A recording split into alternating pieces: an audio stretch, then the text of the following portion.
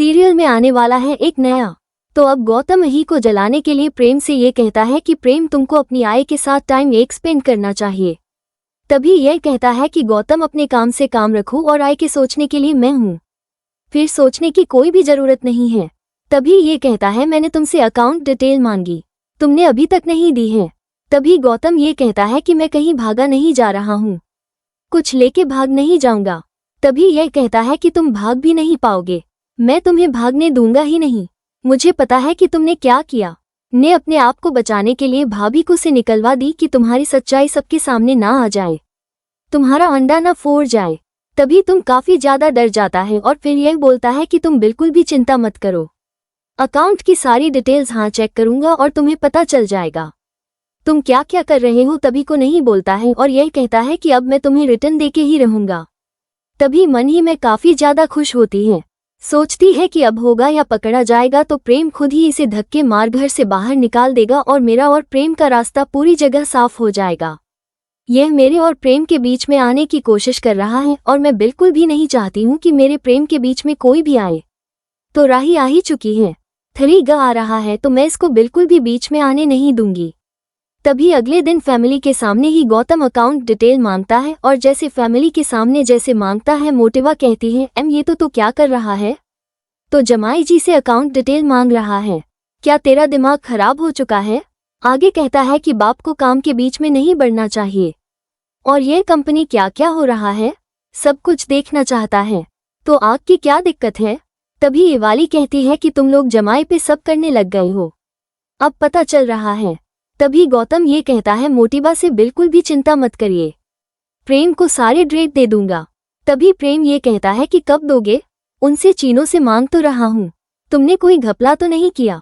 फिर मोटिवा प्रेम को कहती है कि ये रुक जा, कह रहा है दिमाग से ठिका है, तेज जमाई जी हमारी कंपनी के लिए कितनी चीजें करते हैं, उन्हें ये कह रहा है कि उन्होंने कोई घपला किया हो, ऐसा बिल्कुल भी होने वाला नहीं, कभी भी नहीं कर सकते हैं क्योंकि वो खुद भी अच्छी खासी फैमिली से आते हैं और वो फैमिली के लिए भी चीजें कर चुके, लगता है प्रेम जी कोई घटिया हरकत करेंगे। तभी यह कहती है कि टीवा आप गलत समझ रही हो, जी खाली अपनी कंपनी के और देखना चाहते हैं और गौतम जी सिखा ही नहीं रहे हैं। तभी मोटिवा ये कहती है अपने गिरेबान को देखो माही आके इसी के पीछे पड़ो और एक बात बता दूं, जब प्रेम में बात कर रहे हो तो बीच में कूदने की वो जरूरत नहीं है क्योंकि हमने किसी को हक नहीं दिया, हमारे बीच में बोले समझी माही, तुम्हारी तो सांस तक आज तक हमसे नहीं बोलती, तुम किस तरीके से बोल रही हो, हमारा दिमाग खराब है। माही चुप हो जाती है और प्री ये कहता है कि मोटी बा आप बिल्कुल भी चिंता मत करिए, किसी को भी नाम करना नहीं चाहता पर मैं अपनी सारी चीजें देख रहा हूँ, तो मैं गौतम से यह चाहता हूँ कि मेरी अकाउंट डिटेल दिखा दे, उसका चलाना क्या जाएगा, जब सब कुछ सही है तो उसको कोई डरने की बात तो है नहीं। तभी गौतम कहता है कि मैं तुम्हें कल दिखा दूंगा। फिर यह कहता है कि अगर तुमने कल नहीं दिखाया और मैं खुद ही जाके चेक कर लूंगा, अरे डिटेल देखने के बाद कुछ भी घपला मिला तो मैं तुमको कुछ भी माफ करने वाला नहीं हूँ और तुमको ये बताऊंगा तुमने कितनी बड़ी गलती करी है। ये गौतम घबराने लगता है और प्रेम कहता है कि अगर कुछ भी गड़बड़ हुई मैं तुमको कभी माफ नहीं करूंगा, तुम्हें ये बताऊंगा कि कितनी बड़ी गलती करी है चीजें करके और तुम्हारी औकात दिखाने में मैं 2 मिनट भी नहीं लगाऊंगा। भाई कहती है कि प्रेम ज्यादा बोल रहा है और तुझे अपना मुंह बंद रखना चाहिए, मैं जी इस तरीके से बात नहीं कर सकता। जी हाँ दोस्तों, क्या होगा आने वाले एपिसोड में, अपनी कमेंट बॉक्स में राय हमें जरूर बताएं। गौतम माही के पास पहुंचता है, ईको उसके बारे में बताने लगता है जिसके माही के पैर तले जमीन खिसक जाती है और गौतम ये कहता है तुम्हें कोई नहीं बचा सकता, अब तुम्हारी जिंदगी खराब होने वाली है। फिर मैं पूरी फैमिली के आगे बताऊं, तुमने आर्यन की जान ली है ना कि किसी और चीज के लिए अन्य को माचूसी किया जा रहा है कि गुनहगार भी तुम ही हो।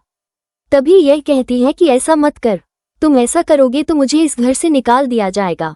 तो ये कहता है कि मुझे कोई फर्क नहीं पड़ता, अब मैं तुम्हारी जिंदगी खराब करने वाला हूँ। ये गौतम पूरी फैमिली को एक जगह बुलाता है और ख्याति को ये कहता है कि ख्याति जी यानी कि ख्याति माँ, आपको एक बात पता है, इसको आप इतना ज्यादा प्यार कर रही आपकी जिंदगी में बड़ी नासूम है। तभी यह कहती है कि अब ये क्या कह रहे हैं जमाई जी।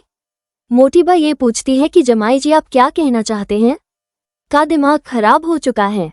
तभी वाको ये कहता है कि आपको जिस चीज के लिए अनुपमा जोशी को ब्लेम कर रहे थे कि गुंडे और कोई नहीं बल्कि आपकी चहेती बहू अही को ठारी है, ये बात सुन के ख्याति के पैरों तले जमीन निकल जाती है और वो ये कहती है कि इसका मतलब क्या कहना चाहते हो गौतम जी।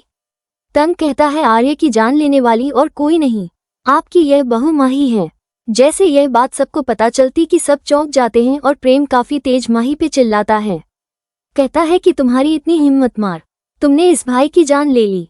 ये कहती है कि गौतम झूठ बोल रहा ये कर रहा है कि वो उसके पास आने की नहीं सोच, इसीलिए वो मेरे से बदला ले रहा है और मेरे बारे में झूठी झूठी अफवाह फैला रहा है। तभी तंबिया कहता है कि ये देखिए मोटी बात, लड़की झूठ भी बोलने लग गई, पास सबूत हैं, आपको यकीन नहीं है उससे पूछिए, इसने आर्यन को ड्रग से ओवरडोज दिए थे, आर्यन की जान खुद से ली है, वरना पता चले कि इसने झूठे सुबह और अनुपमा जोशी से सब कुछ फैला दी। अनुपमा जोशी अपने आप को ही गुनहगार मानी कि वो हमेशा हमेशा के लिए चली गई। तभी रात में काफी तेज चिल्लाती, ये कहती है कि तेरे वजह से ही माँ से नफरत करती, आए तू इसकी गुनहगार थी, अपनी माँ को नफरत के लायक समझ रही थी। यह मम्मी ने भी काफी सारे दुख झेले हैं और सिर्फ तेरी वजह से माही। तो ये कहती है अगर मुझे पता होता बहन इसकी वजह सिर्फ और सिर्फ तुम, तो तुम्हें कभी अपनी बहू नहीं बना। फिर मोटी बाई ये कहती है कि देखा क्या थी, बोला था ना ये लड़की हमारे घर के लिए बिल्कुल साबित होगी, और यही लड़की बनू से तुम्हारे घर का चिराग मिटा दिया। अरे आर्यन को खत्म कर और हम क्या करें। अति ये कहती है कि माही तुमसे मुझे यह उम्मीद नहीं कि तुम्हें इतना प्यार दिया, तुम्हें इतना संभाल, तुमने मेरे साथ क्या किया, तुमने मुझे धोखा दिया, मैं तुम्हें कभी नहीं छोड़ने वाली हूँ, तुम्हारी औकात दिखाऊंगी, क्या किया है।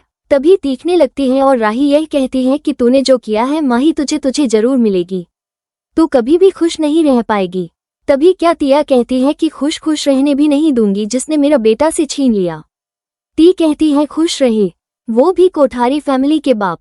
तभी मोटी बाकी कहती है क्या तू अभी के अभी लड़की को यहाँ से धक्के मार के बाहर निकाल, कि हमारे साथ कुछ ना कुछ ऐसा बुरा करती रहेगी जिससे अरे जिंदगी में काफी सारी अभी आ सकती है और यह हमारे लिए मनो साबित हुई है। तभी पराग ये कहता है माही तुमने ये जो किया तुम्हें कभी माफ नहीं मिले और तुम्हें इसकी सजा जरूर मिलेगी और तुम तर भटको, तुम्हें कोई भी अपने घर में नहीं रखी।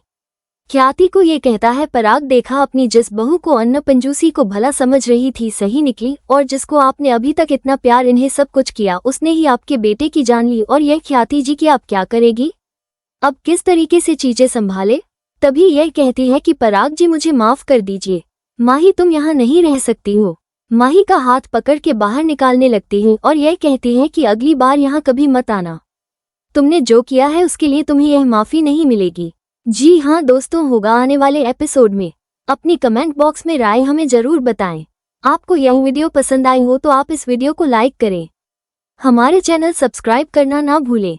अनुपमा अब तक चुप थी लेकिन अब वो बोलती है, उसकी आवाज में वो माँ की ममता और एक योद्धा की आग दोनों थी। राही, अगर तुम पूरी लगन से नाचोगी तो इस प्रतियोगिता को जरूर जीतोगी। मैं भी यही चाहती हूँ कि तुम अपना सर्वश्रेष्ठ दो, लेकिन याद रखना एक अच्छी खिलाड़ी वही होती है जो मैदान छोड़कर नहीं भागती बल्कि मजबूती से खड़ी रहती है। वो थोड़ी देर रुकती है फिर धीरे धीरे कहती है, मैं भी इस प्रतियोगिता को जीतना चाहती हूँ, लेकिन सिर्फ जीत के लिए नहीं, मुझे पैसों की जरूरत है, भारती का इलाज कराना है।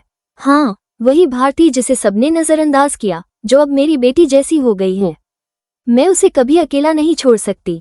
मैं जानती हूँ तुम लोगों ने मुझे अपने घर से निकाला, मुझे दुत्कारा, लेकिन उस वक्त जब सबने साथ छोड़ा तब भारती ही थी जिसने मेरा साथ दिया, जिसने मुझे इंसान समझा। अब वो मेरी जिम्मेदारी है। अनुपमा की आंखें भर आई थीं, लेकिन उसका आत्मविश्वास कम नहीं हुआ। उसकी बातों में दृढ़ता थी, मानो वो आज भी सब कुछ खोकर भी सब पा लेने की ताकत रखती है। उसकी आंखों में जो तेज था वो किसी को भी झुका सकता था। वो अंत में कहती है, अब मैं कुछ नहीं सुनूंगी, न किसी की धमकी न किसी की दया। अब मैं सिर्फ और सिर्फ अपने लिए और अपने लोगों के लिए लड़ूंगी और जीतूंगी भी। ये सिर्फ एक डांस कंपटीशन नहीं है, ये मेरी जिंदगी की एक लड़ाई है और इस बार मैं हार नहीं मानूंगी। वहीं खड़े सब लोग सन्न थे। इस पूरे टकराव के बाद एक गहरी चुप्पी फैल गई थी। हर किसी के मन में कुछ सवाल, कुछ जवाब और बहुत सारी भावनाएं उमड़ रही थीं। कोई सोच रहा था कि अनुपमा कितनी मजबूत हो गई है, तो कोई सोच रहा था कि राही और भारती दोनों के बीच एक अनदेखी जंग चल रही है।